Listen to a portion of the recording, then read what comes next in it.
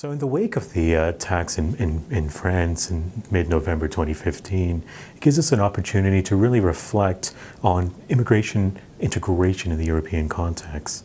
Now we can categorize immigrants into skilled and unskilled sort of categories. For unskilled migrants, they're generally concentrated in jobs that do not require full language fluency, such as manual jobs, cultural knowledge, or local experience. European data shows that they tend to have worse jobs in what sociologists call low status and low paying sort of work. They generally work in catering and hotel industries, agriculture, transport, and the sort of sectors that surround this sort of general working categories. Their unemployment tends to be a bit higher as well, but this varies by European nation. But the general trend is that their unemployment rate is much higher. In addition, newly arrived unskilled migrants are competing with previous immigrants and generally not native-born workers for such jobs. So basically what we see in this context, notably in the European context, is that state intervention is needed to help unskilled migrants face barriers and combat barriers to labor market access. They need to have greater language courses and promoting training that can actually allow them to access these particular sort of higher positions, higher paying positions, that is. Now, as I said, there's unskilled workers and there's also skilled workers who migrate to Europe. And for the skilled workers, they're more internationally mobile, but they are a small cohort. Highly qualified migrants can bring new entrepreneurial sort of spirit, and they can contribute to the local economies. They can contribute to complementing native skills, stimulating specialization, and innovation and technological progress. If highly educated are likely to contribute to entrepreneurship, we see that there might be a brain gain, or what sociologists would call a brain gain. They're able to improve opportunities for local native-born, so to speak.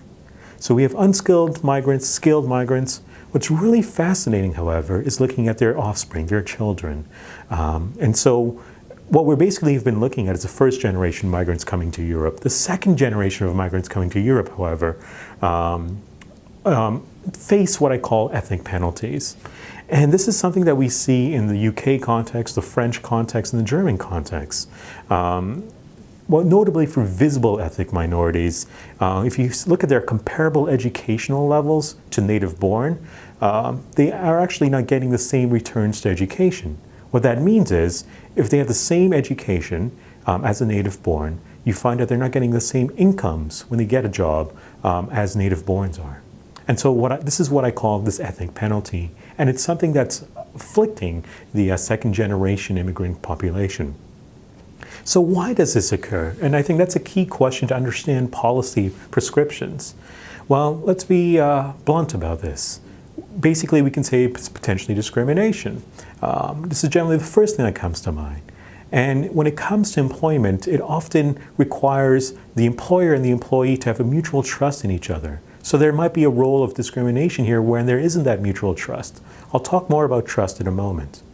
But it's not only discrimination. In fact, my research suggests it's very little to do with discrimination. It has more to do with an individual social network, a firm's working culture, and a community's social trust. So an individual social network. Basically what we see is that the second generation migrants to Europe do not have the same quality of networks as native-born. In other words, there's things called strong ties and weak ties. Strong ties are family ties, or close friend ties. Weak ties are acquaintances. And the best job information, the best ways to acquire a job is to actually have greater weak ties. What we see is that the second generation visible minorities in Europe tend to have more strong ties than weak ties. Conversely, what we find is that native-borns tend to have more weak ties than strong ties. 2/3 of all jobs are found through weak ties. And so as a consequence, what we see is that migrants and their offspring are at a disadvantage because they do not have the same networks. Another sort of a reason why this occurs, why this sort of ethnic penalty occurs in Europe, is due to a firm's working culture. During the hiring process, what you find is that employers tend to want to see a fit between the employer and the employee.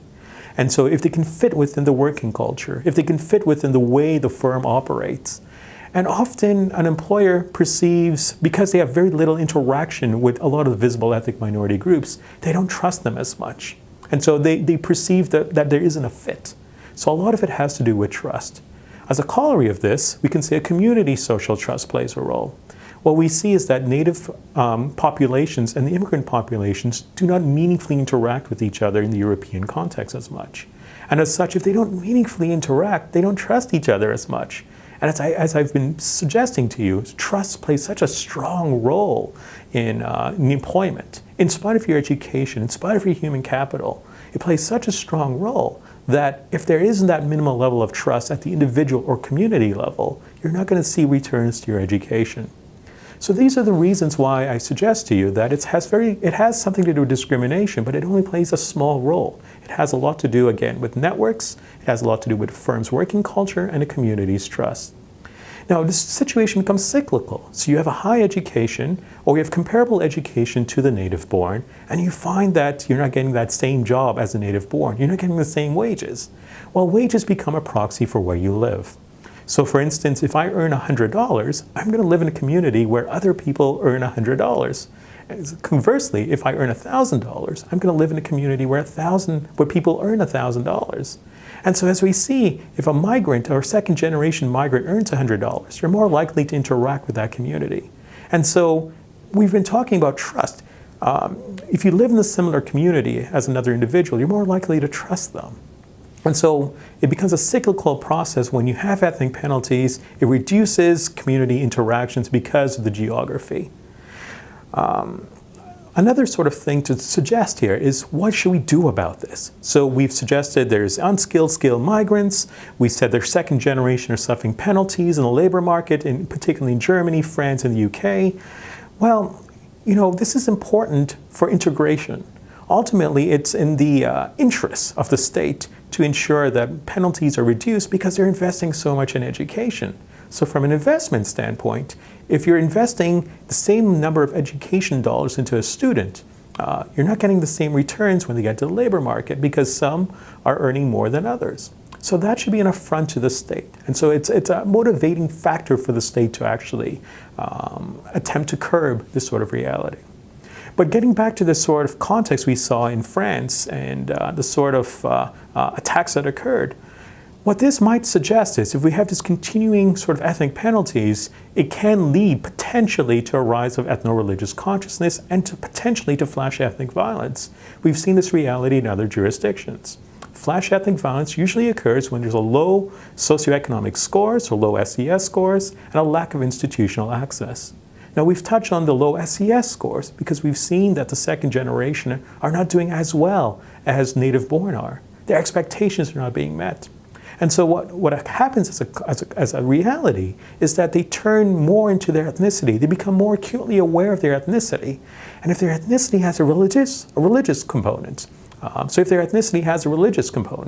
you find that they're more likely to turn to an ethno-religious consciousness. They're more likely to have heightened ethno-religious consciousness, which can be converted into potential ethnic violence.